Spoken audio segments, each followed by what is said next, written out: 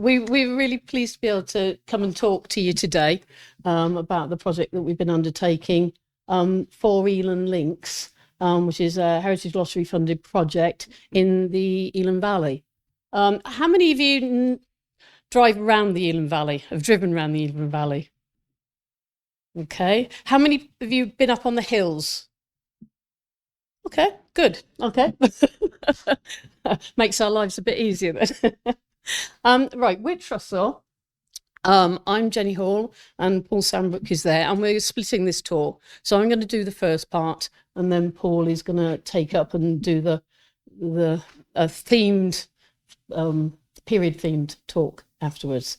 So why were we here, Rennie? Our background, if you don't know us at all, we'd started Trysor nearly 20 years ago. We're going to be 20 in April. And we were very lucky that we managed to pick up doing a lot of the Royal Commission Upland Survey projects. And so the green areas on the map there are the areas that we've walked. So things right down in Glamorgan, right up into Snowdonia there. So that's one of the things we do. Project area that we're talking about today is the area out. There's two areas outlined in orange there. There's a smaller area at the top, and then the larger area around the reservoirs themselves. We weren't concerned with the reservoirs. So even though last year it was like looking at them and the water was going down, and we were sort of thinking, oh gosh, it'd be great to get down there, that was beyond the scope of what we could do. We had enough on the hills to look at. So the hills, it took us a while to get up there with this project. At one point, we did think it was a bit cursed. We got the contract and we were just about to start, and COVID hit. So we couldn't go out there. We weren't wanted in the valley, and we couldn't stay together anywhere nearby. And so it continued for quite a while. I lost my mother-in-law, so that sort of put a bit of a damper on things as we went along. We then finally got, in 2022, we got to the point we could get a cottage, which we did. And then we were just about to start out driving to get there, and then the roads we were flooded. We couldn't get there. Probably the same storm that Ian's talking about. So we got put on hold, and then we started on the hills. 3 days in, my mum died. I got a phone call on the hill to say she died. So it was literally a case of grit your teeth and just one foot forward in front of another. But to be fair, if there's somewhere where you want to work out your grief, this is quite a good place. We got on them, we did quite well, and we got into the summer. The bracken got too high. And we'd done the survey, but there were just a few things we needed to check. So we did go back last year and did a week then. And we were just getting into doing the database, getting the report done. The database is a big part of this, getting all the data that we've recorded into one place. And then Paul lost his granddaughter, which obviously put another big hole in things. And he was just getting back to work. And then I had a severe chest infection and was out of action for 4 or 5 weeks. So it was a bit of a long haul to get to this point, and we are finishing the report next week. But it's been an emotional journey. The whole of this thing, it's not often a project gets so entwined around your lives. Normally you start a project, you do it, and then you finish it. But this one got entwined with historic events like COVID, with our own personal events. So this project means a lot to us, and it has sort of turned into a labour of love in many ways. And these are the landscapes we were dealing with, not the reservoirs, as I said, but the upland parts of this area. And if you know this, you'll recognise some of these photos. A lot of it looks like this, grasslands on the top, and quite flat plateaus sometimes when you get up to most of the area. And anybody who's walked off the path up there will recognise this wretched stuff, Molinia or purple moorgrass, that's when you need to be able to walk through it. Try to walk through it in the summer and you do your ankle in, because these are all hussocks and tussocks and nasty stuff. So the project, we were asked in 2014, 15, 16 by the Elan Valley Trust to help with their HLF bid. They wanted to do one of these landscape projects, and it evolved into the Elan Links project.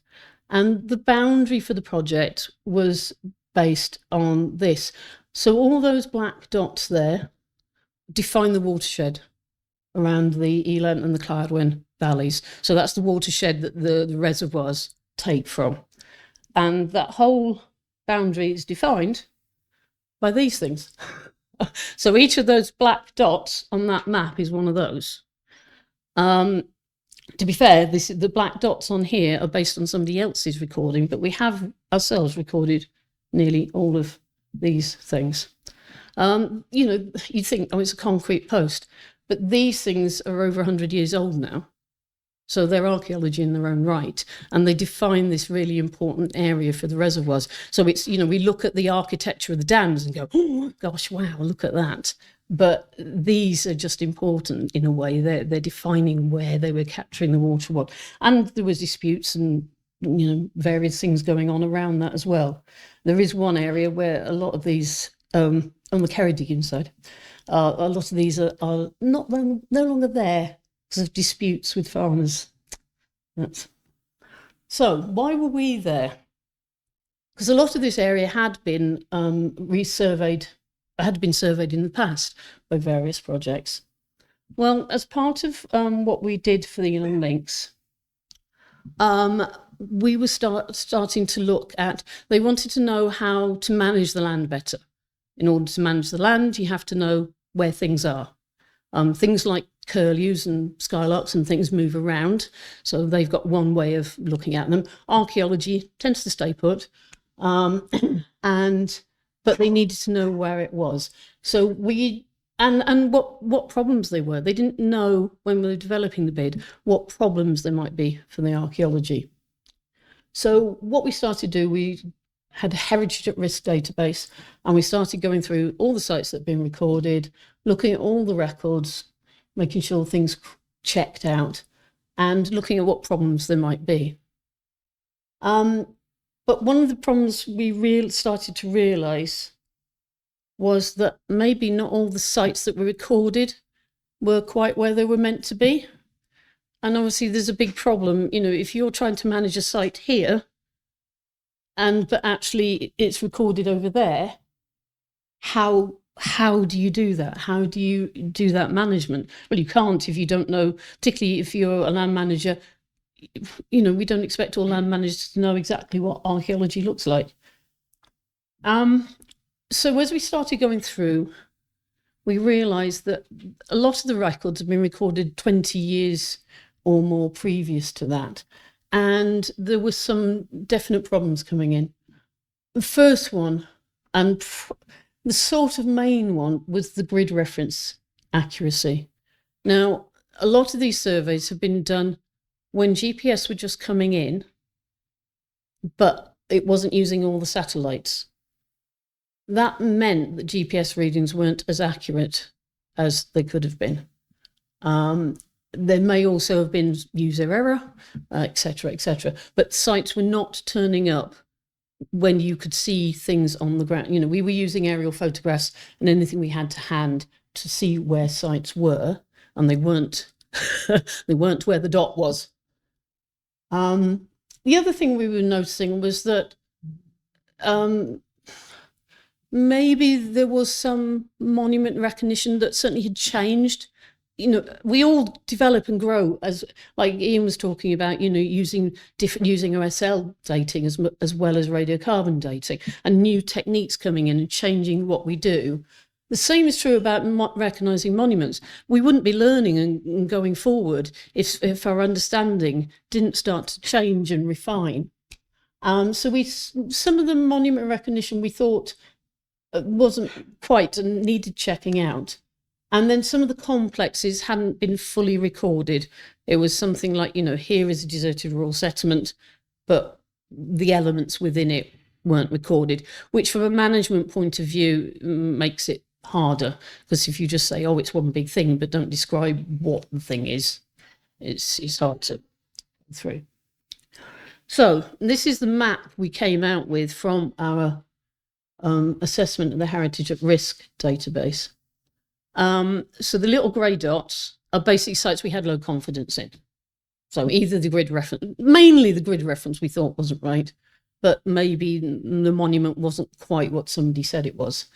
Now, I do have to put a hand up here and say the area that has very few dots in is an area of upland survey that we'd done. And you could think we had a bias going on here. But as you will see, I think it shows that we didn't. In a way, it was easy. The areas we'd done at least 10, 15 years after the surveys in that, sorry, that, I can't do it. I can't do the thing. Had been taken out. And so when we were using GPS, it had all the satellites switched on, which made a huge difference. And we could also, when we were working on the databases, we could overlay it over things like Google Earth, so we could check to see if things were turning up in the right place. So I think we had lots of advantages just in terms of technology when we did the survey of the other areas. But you can see there's quite a lot of grey dots there. Why did they need to know? You know, this is a vast open upland. What on earth were they doing out there? Well, one of the things that they've been doing was mowing. Mowing to see if they could reduce linear, reduce bracken. So the land management was going out on these slopes. And we did know that sometimes there had been mowing close to scheduled sites. Not necessarily on them, but close to them. And again, if they're going to mow, they need to know where the sites are to avoid them. Some of the sites were getting overwhelmed. This is actually a deserted rural settlement, which I think you've got slides about, so I'm not going to dwell on it. But you can start to see the problems you get with vegetation overwhelming sites. We've got bracken here on the drier slopes and then reeds down in the base.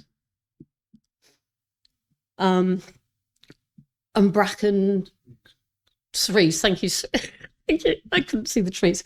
This is the case we found. We've got a long hut sat in here. I'm on one end of it and Paul's at the other end. You can't see it very well because of the bracken on it, but the stones are there underneath. But you can see on the side. Can I get this to work? No. Go away. There are actually trees have been planted right next to it. And if they'd known that this was the case, if there was something here, they may not have, shouldn't not planted trees there. So, you know, not big plantation, just one of these ideas of creating a little copse. But even so, you don't want them on your long hut. And this one isn't sinking as much, but some of the bogs, some of these stones, for instance, are now actually, they're meant to be about 0.6 high, 0.6 meters, and sometimes they're sort of like down to 0.2 because they've sunk into the bog or the bog's overwhelmed them one way or the other. But also bogs, of course, are being managed now. You know, it's important carbon capture to make sure the bogs are healthy. That does have an implication for archaeology that's on it, and it's just something you need to consider when you're working out what you're going to do. So just an example then of incorrectly recorded sites. This long hut in Thurunant Valley. We saw this quite early on. There's a track just up here, so it was a good access point to lots of different points in the landscape. So we saw it there, and we kept going back to the records and thinking, well, there's not a record for this. Why isn't there a record? And couldn't work it out. In the end, we gave in and said, right, well, some reason there wasn't a record created, and we created a new record for it. Now that is the lighter blue circle in the middle there, near 799. So that's where it actually is. And it wasn't until a day when we decided to go up the valley to the southwest there that we actually found that the record for it was where 12 is. And these are the sorts of problems we were coming across and came across quite regularly is the distance from, it's not just, if you've got a dot and it's on something here and it's only 10 meters away, okay, if it's a nice cairn or something, when you go out there, you're going to know when you get there where the cairn is. You can see it. But this is round the corner, up another valley. We hadn't a chance to work out what it was, where it was, until we'd gone all the way around the corner. And we knew that it was the right record, because when we actually looked at the photograph that was available for that site, it was clearly that site. So so we could tie them up. Sometimes we couldn't tie sites up.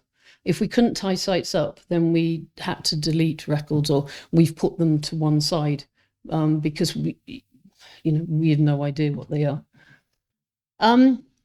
There was also a bit of misidentification of various things. This had been put down as a Royal Observer core observation post, but what hadn't really been factored in is its relationship with the quarry spoil tip and the quarries that were there. And actually, these are quarrymen's shelters and working platforms. So there was a whole sort of area of World War II activity, or World War II later activity that was put down, but actually they very much, we did check, we were kept an open mind until no, really these are definitely built into the spoil, and the spoil's accumulated around them. And there's another one. You can quite often get little alcoves in these where they could put their tools or whatever they needed to put in. This is a site some of you may know, and in a way has been long debated by archaeologists, including ourselves. We went up there 5 years ago and convinced ourselves it was a long hut. We've been up there now, and now we're convinced that it is actually a cairn that's been disturbed. Just running alongside it, just above it there, is an earthwork bank. And when you look at that bank carefully, in that section of bank, there are bits of stonework incorporated into it.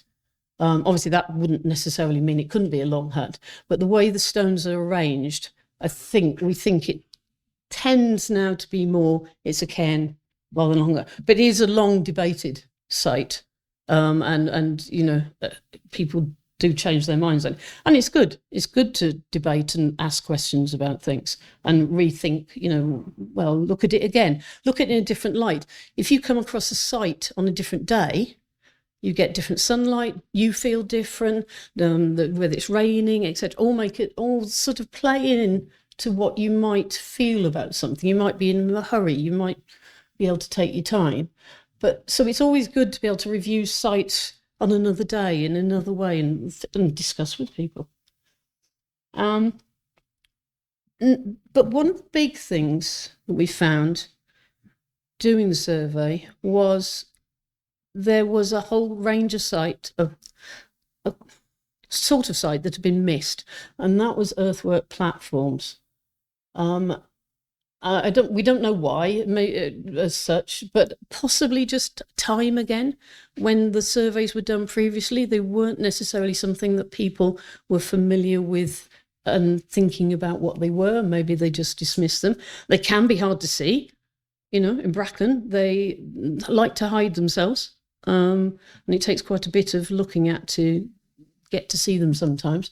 So really all they are, if you don't know what they are, is they've dug into the slope, pulled out the ground, create a level area, maybe slightly sloping, and so it has a lump on the end where it drops off, and that's where on the flat bit is where they'd have put a building of some sort, or a hayrick sometimes, whatever.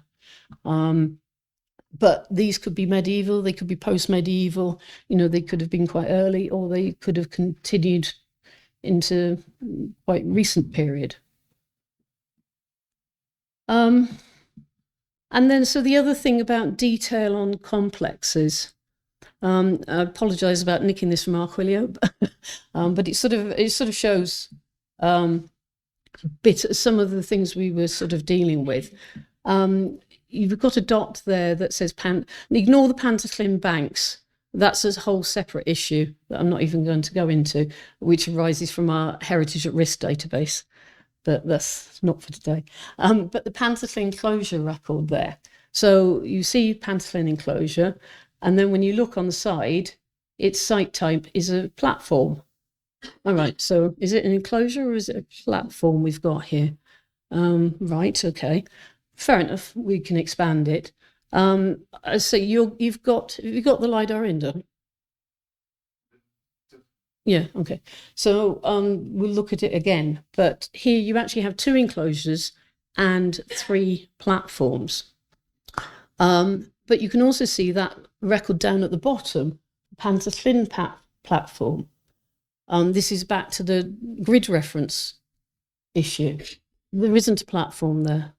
We walked around it and around it, and there is no platform there. The platform is higher up towards here. You can't see it so well in the slide, but it's there. But if you look at Pantoclin platform there, in the list here, it's down as a medieval quarry. Right, okay, so there's a platform, is it a quarry? And these are some of the issues that we're dealing with. It's not poking blame or fault at anybody. We find this in the records all the time when we work through things. But particularly here, the mislocation of sites was really quite bad. And so we did spend a lot of time walking around there. That platform up there. The site isn't identified as a deserted rural settlement. It's identified as enclosure, but is actually a record for a platform. It's layers and layers and layers of this. And this is also, I've used Archaeological here, but this is also coming from the Royal Commission's records as well. It's not, it's just, sometimes we're trying to use records that were created in a non-digital age. And that was even when we had computers in a digital age, and thinking we have the same technology, they had the same technology and things, and we almost can't expect the thing to be right. But you can see some of the issues we were having to deal with. Oh, sorry, right, I've got a LiDAR there. So you can see 2 enclosures, hopefully, one's more squarish and one sort of a teardrop, funny D-shaped thing. There's a platform in between those 2, which hopefully you can see the top shadow for. There's a shadow down then below the square one, and then there's another one down towards the bottom of the screen there. As well as lots of cultivation marks as well. So actually, it's not just one site, one record. There is a sunken shelter as well, just above the square enclosure. It's got one record, but it's actually a complex site. You can see some of the problems about recording it, though, because that is actually a site of the NICE platform. So that's the platform in the middle there, in between the 2 enclosures.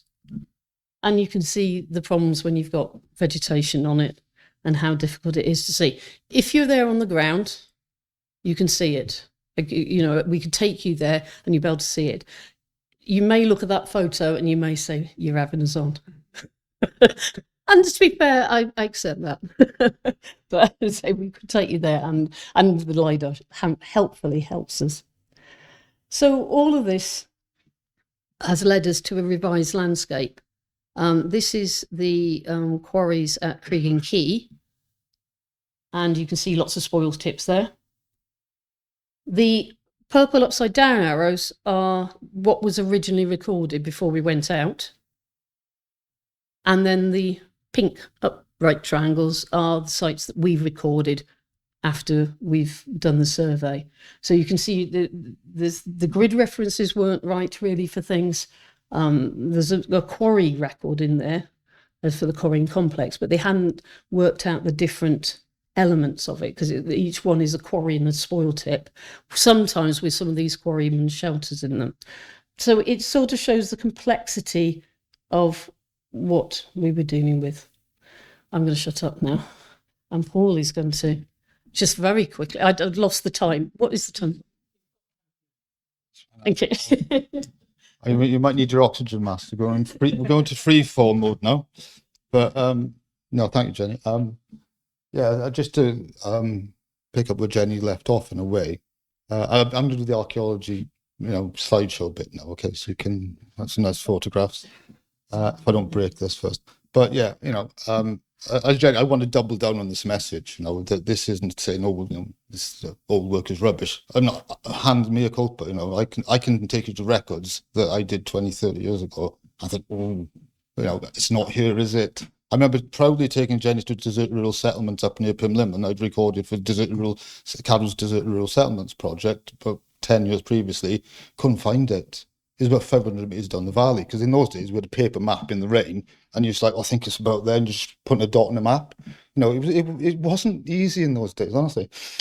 But so anyway, but it's a real issue. But nevertheless, despite all that real issue, this area is archaeologically is absolutely wonderful. And and I think we both absolutely look to Clwyd Powys Archaeological Trust, because not all of that area we didn't resurvey. Some of that was actually previously done by surveyed by Clwyd Powys. We didn't have to worry about the record there.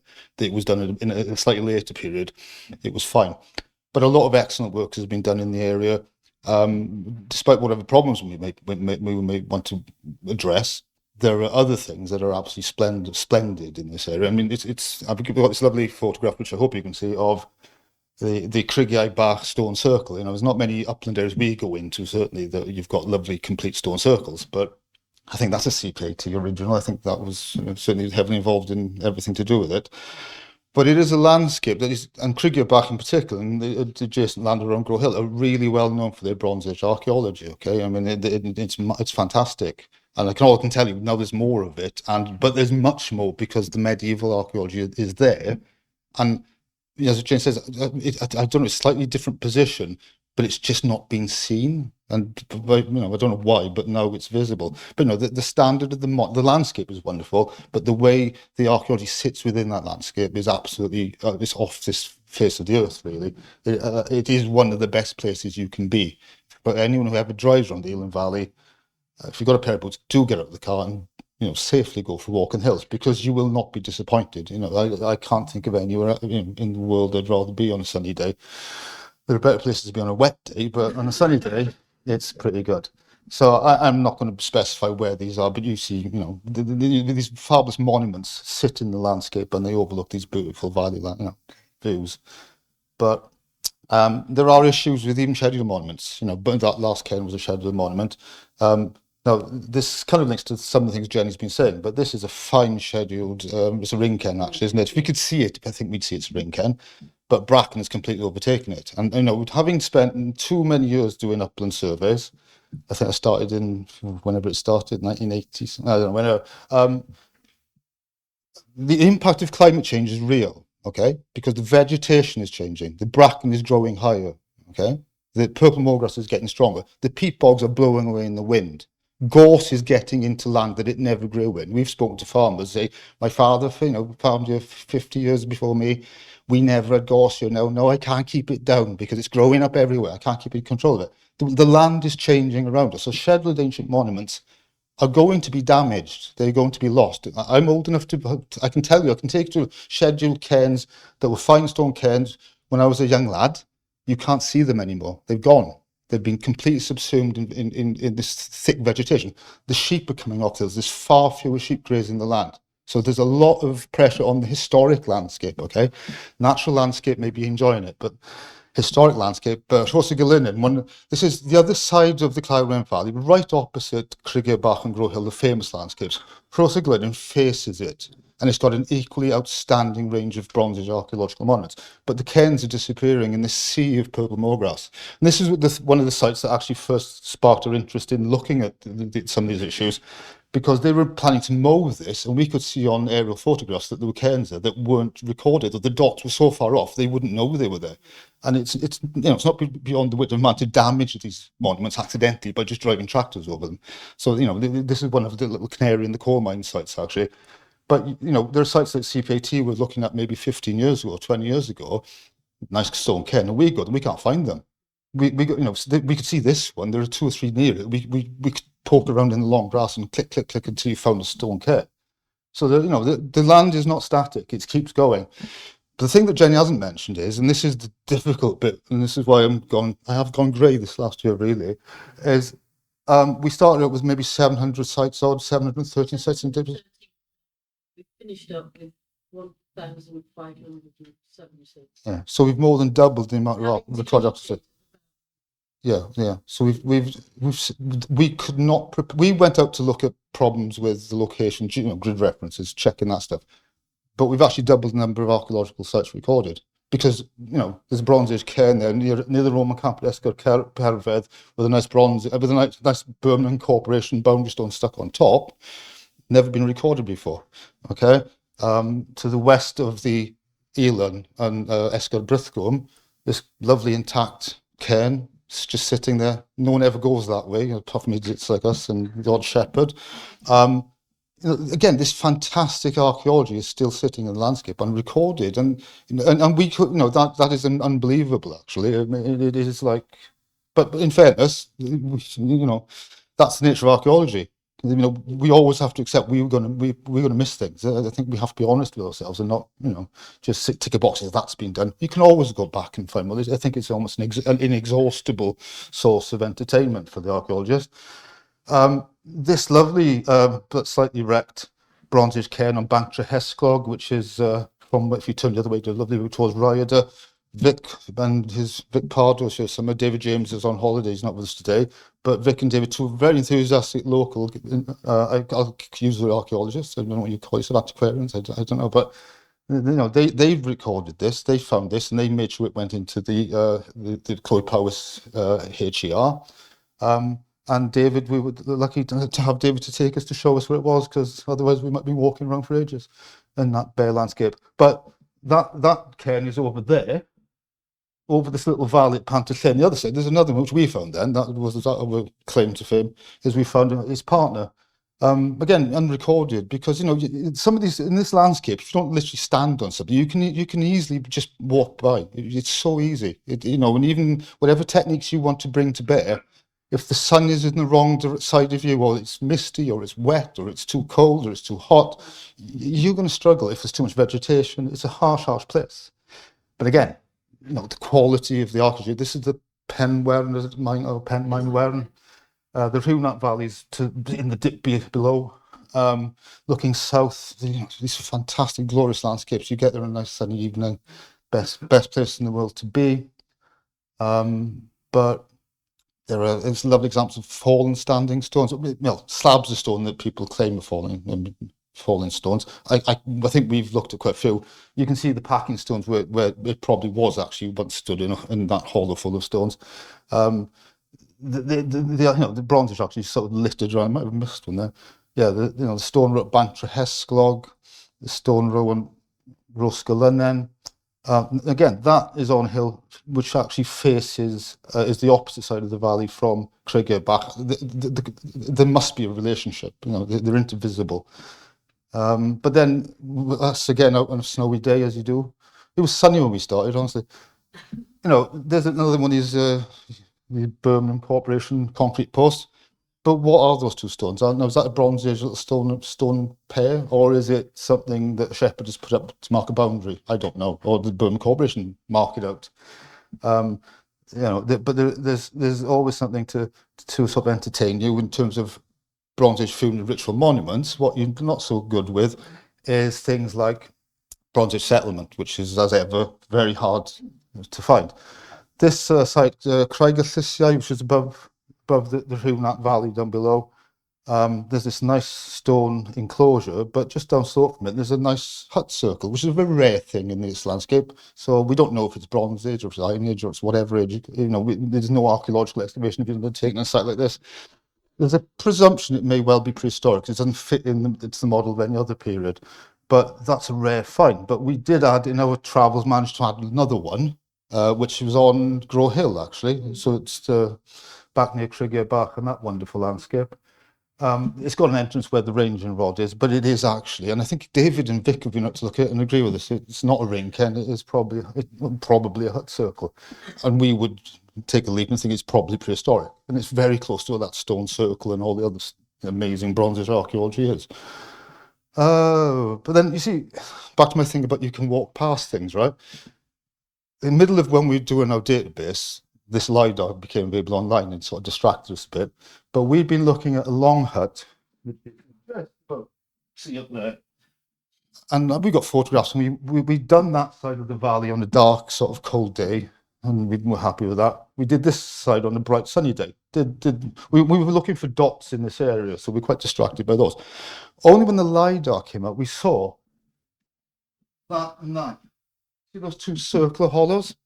Now, we hadn't seen them in the field. They're quite subtle features. But as it happens, we did have a photograph, because we tend to take lots of photographs just as age mine was. And you can actually see them. One in that circle, and there's one very faint. I mean, you may see them, I know they're there. But they do look like earthwork hut circles, hut platforms, circular platforms, which don't fit, again, with the post-medieval idea. So they could be prehistoric, but maybe they're not. I can't be certain of anything. But that's the value of LiDAR when you use it in the uplands, and it's that's something to play with in the future. There's another level of technology that we can engage with. Peat, there's a reason for the peat. Peat bogs being lost left, right and centre is one issue. Some of them are doing quite well. I think I'm going to push on, but there is, in terms of prehistory, of course, I mean, these are also, there's a lot of paleoenvironmental evidence sunk into these amazing bogs. Some of them are dying, some of them aren't, some of them are very healthy. Well, that one up above Dolvola in the middle of it all, on the earliest maps, it's marked as being an area of turf pits. So they're actually cutting peat from it at some point. It's just a horrible morass now. So I'm going to be very quick. So just to show you, that map on the far side is the Bronze Age sites, Bronze Age funerary ritual sites that were recorded before we did our field survey, and that's the map afterwards. And you can see the change up here, much more dense concentration here, and just some various changes at the bottom. Some of it's to do with, a lot of it's to do with new sites, a lot to do with recategorizing sites that have not been quite recorded accurately. And I will say, we had David and Rick had provided us with a database of the sites they'd seen during their walks on the hill, so we were trying to incorporate that as well. I'm going to rapidly move on, because time is almost gone from me.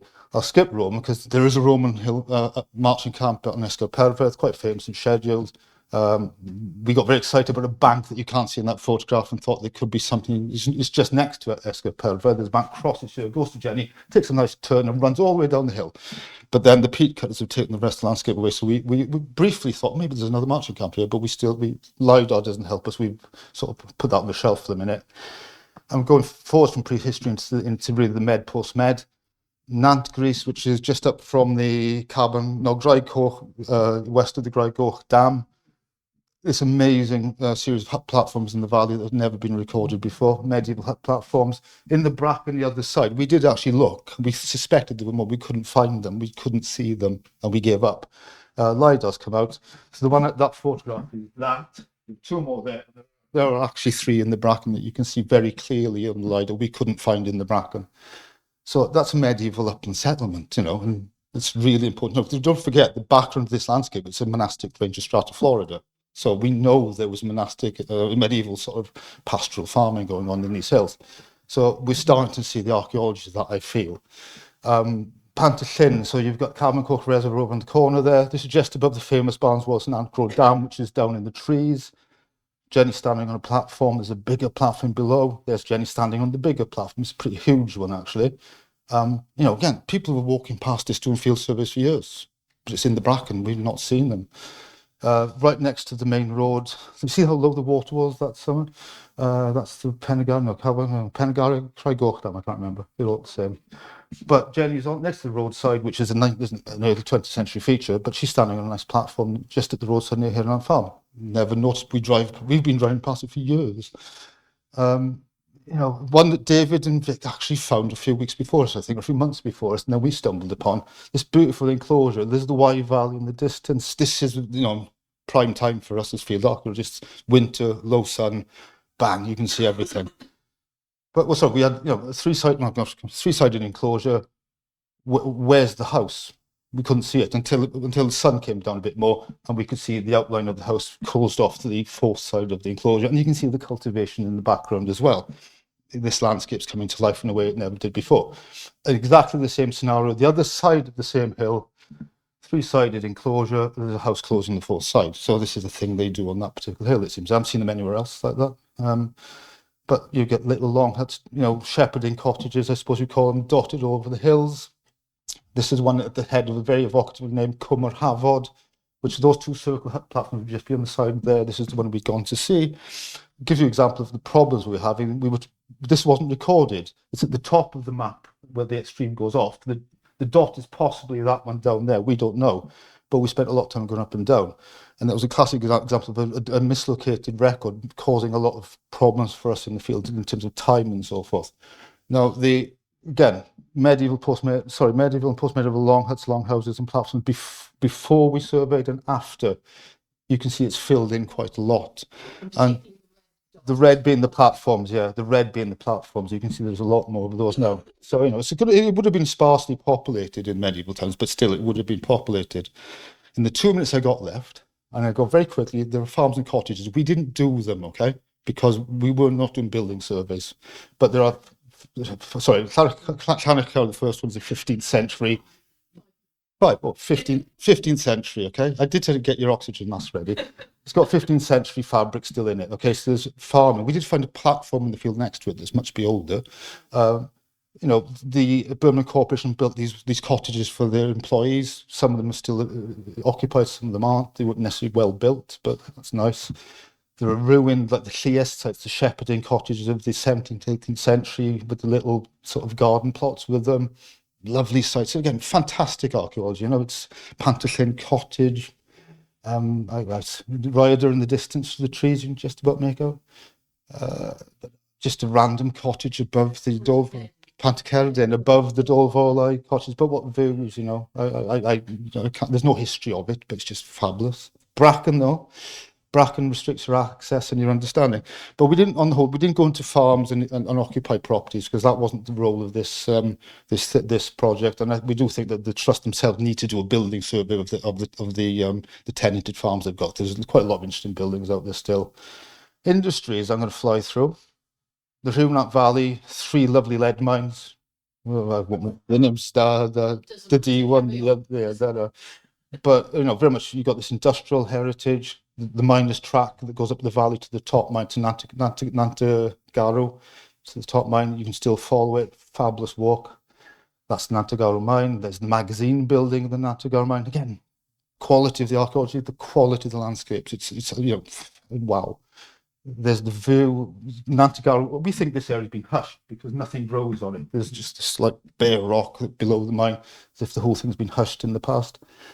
But so those mines are scheduled and they're well cared for, and they're monitored.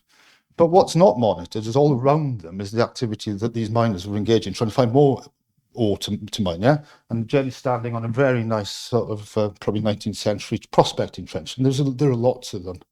And we expanded the areas that we found those quite considerably. Probably the worst shot you'll ever see of the Elan lead mine. Sorry, that's me. I've got 2 minutes left now.